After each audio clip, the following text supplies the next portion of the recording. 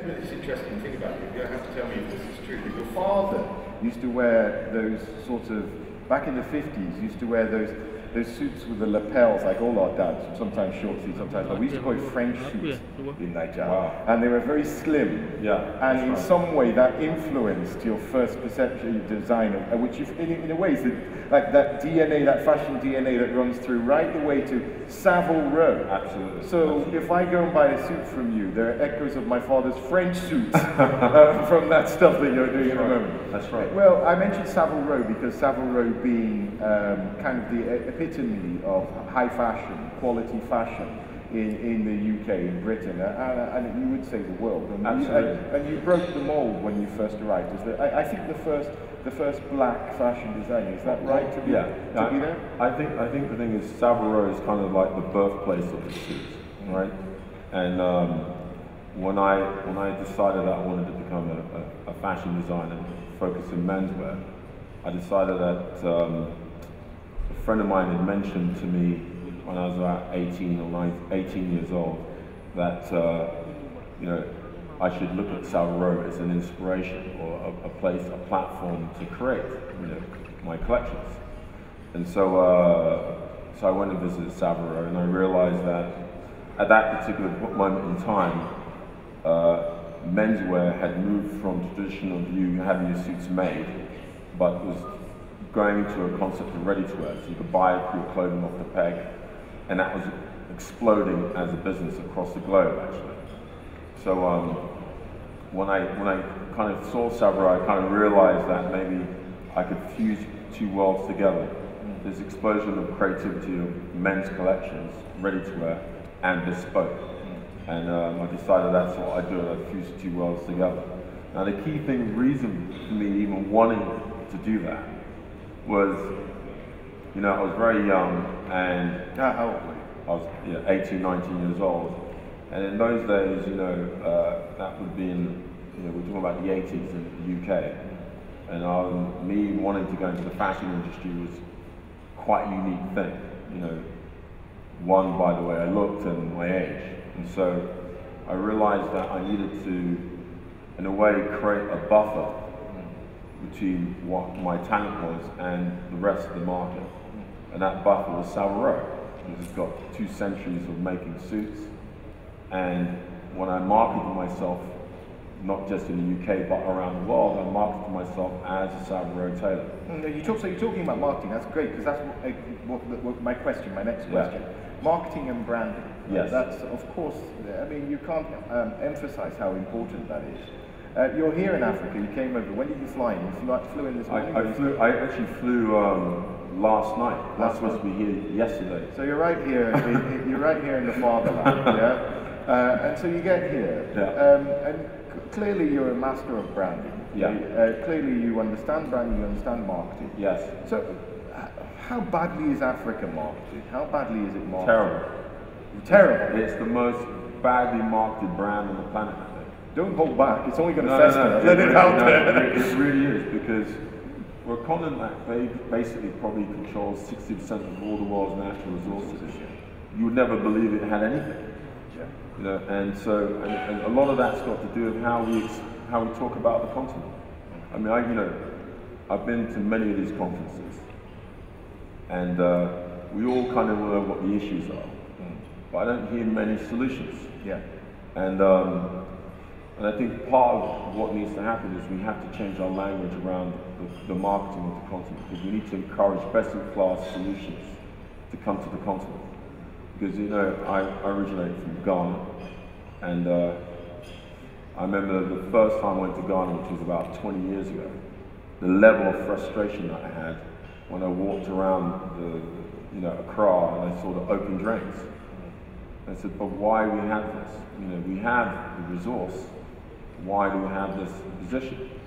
So, and that kind of dovetails into many points, but I'd say, you know, from my own personal experience, every time, you know, Africa is mentioned, it's always mentioned in in the case of a huge problem, be it AIDS, malaria, tuberculosis, and you're in a malaria nets. You're in a unique position, really, can't you? Because your people will see you and perceive you as an African trailblazer. Yeah, right? Even though you spent a lot of time in England, people always see you first and foremost, not as a Brit, but as an African trailblazer. Absolutely. They'll say he came from Ghana and so on. So in a way, you carry with you the African brand. So you're at the sharp end of that. You feel it all the time. So do you find yourself in a position where, when you're surrounded by people who don't have a vested interest, maybe might have an interest, but they don't have a vested interest in Africa, defending that brand? Yeah, I defend it all the time. I mean, I defend it even. I had serious conversations with Gordon Brown, David Cameron about this whole point on Africa is what happens next in the next 50 years. The thing is we have a real opportunity with Africa because it really is a blank sheet of paper. Now I was hearing about, I was listening to, I don't want to go on too much about the education, but the fact that it is undeveloped is an opportunity, and that's how I see it. And there's a lot of good technology out there that can be used, and we need to look at the problem very differently. So I think, I was in Davos, funny enough, and they had a panel on education. They were talking about this kid from Pakistan who had never been to college, had done all her learning online. She was like 12 years old and she wanted to be a physicist. And she had enrolled in some, I think it was Stanford University online course. And she was exceptional. And she did it all online.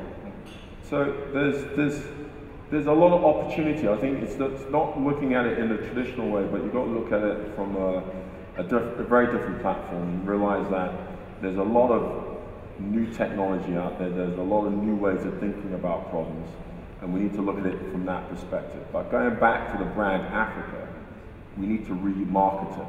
I mean, we're here in Nigeria, and Nigeria has phenomenal opportunity. And again, I think the packaging of that opportunity is important because then you attract, the best-in-class companies to participate in that growth. And that's one of the things I know that is a problem, again, I reinforce in Ghana, is we tend to not attract best-in-class. We'll attract probably, 4th or 5th division companies to come in and execute ideas, and they don't work. You talk about a lot of new and exciting opportunities, but there's also a lot of old and unexciting infrastructure in this country and across Africa. That's right. Also, you've set up a foundation called Made in Africa. That's right. The plan is to raise $500 million, $500 million for feasibility studies. Exactly. Tell me about that.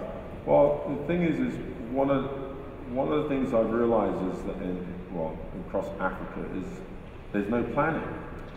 There's kind of no thinking around any kind of, in Ghana, you're going to build a school for something, let's build a school. But there's no consideration about how it impacts the rest of the city or how it should be laid out. And I think with the right sort of feasibility plans, you can actually crystallize value, And that's why I realized that, there needs to be some sort of master plan, thought process around this concept known as Africa, because there's no joined up thinking. If I'm going to invest in a dam project in one country, maybe I should, if I'm a neighboring country, we can work together on that instead of me just incurring all that cost.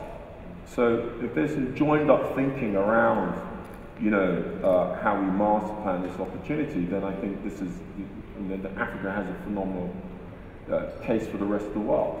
Then at least we have a language that we're communicating to the rest of the world saying, this is what we're doing. And we're doing it together, because that's the other issue. We always seem to not be working together. So basically I set the foundation for that very point. I have an urban development in Uganda, which is about, it's about 160 acres of land. So we did a deal with the government, which is like a PP agreement, private partnership, and when we got the land was worth about $20 million, and now it's about $160, $170 million. Now with the correct feasibility plan, which costs about $2 million, it could be over $1 billion, right? Now, what was fascinating for me is we own this land, but we couldn't raise the debt on the land to do the feasibility plan. So that doesn't make sense. Anywhere else in the world I could do that. And what I get is the same story of risk. We even approached some really best-in-class companies to do the feasibility plans for us, to lay out this urban development, and they were saying, well, you know, there's political risk. So so I'm saying there's me who's relatively connected, okay? And you're sitting on $160 million of prime real estate. I can't get the money. Yeah. So then I said to myself, okay, then that's what the problem I'm experiencing. What is it like across the continent? Yeah.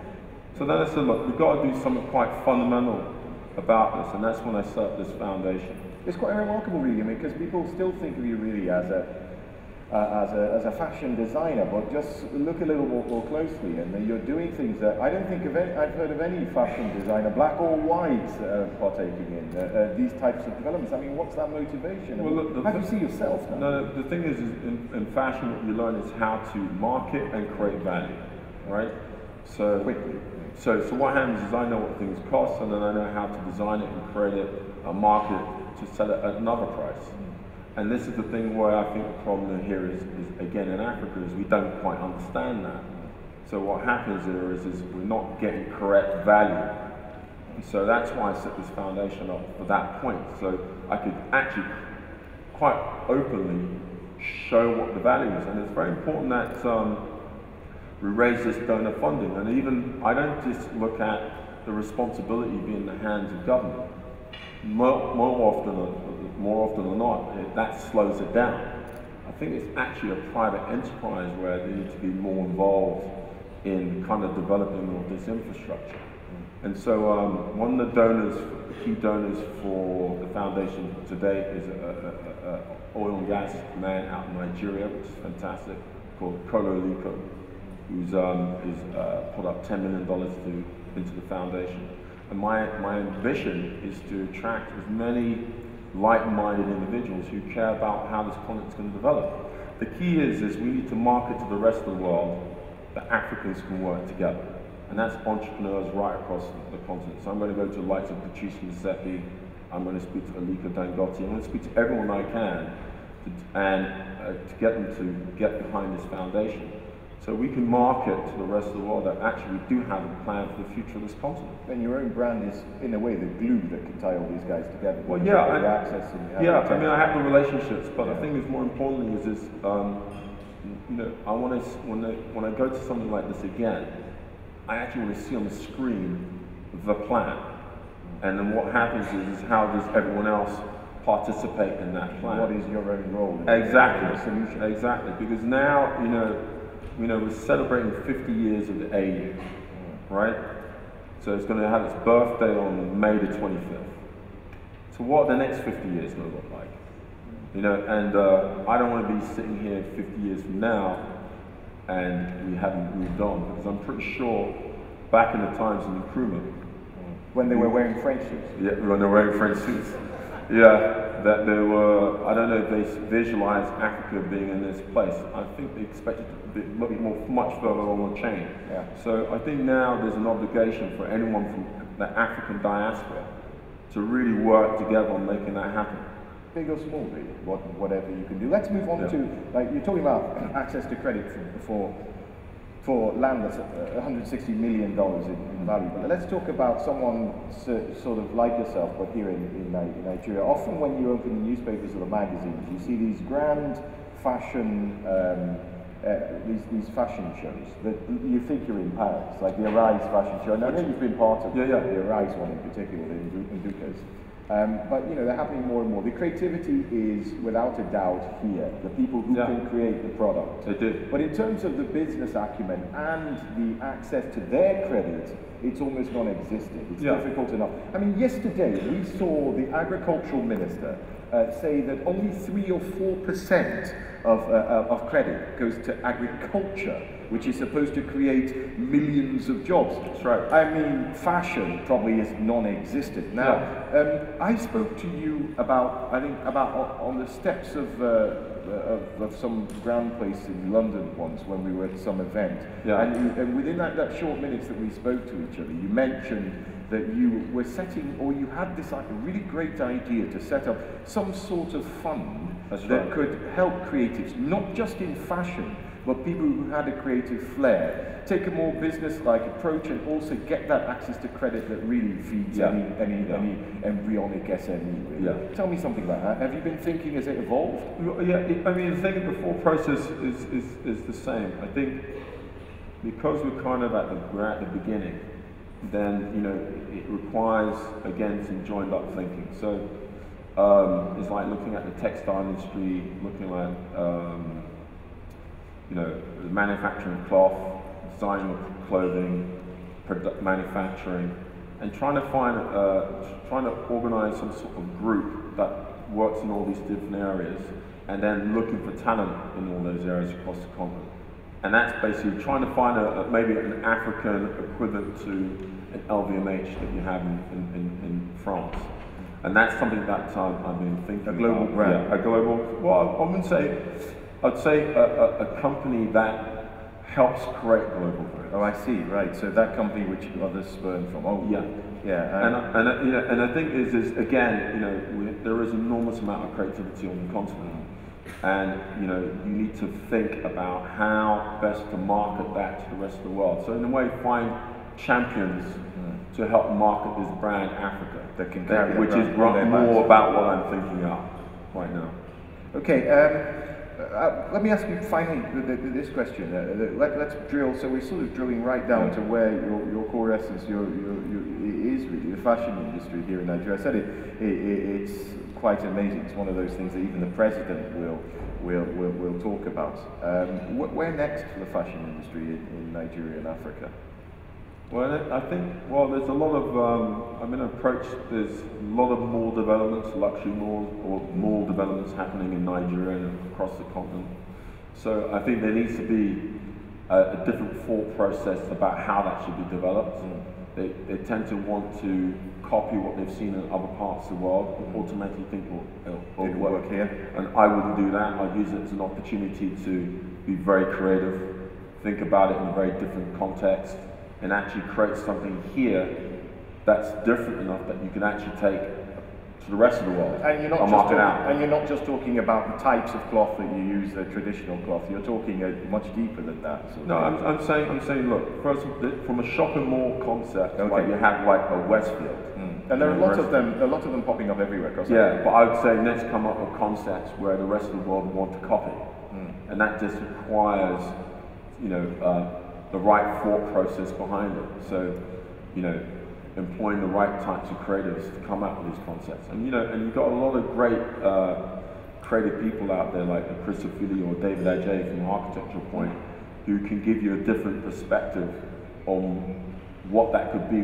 from an African standpoint. And I think that's and I think that's very important. David Ajay, by the way, if you're at the Ghana conference, we're having The Economist is having a conference in October. So if anybody's around, it's the Ghana Summit, and David Ajay, the architect you mentioned, will be one of the speakers there. But go on. So again, and he's got some very interesting concepts, ideas on urban environments and what they should look like in the future.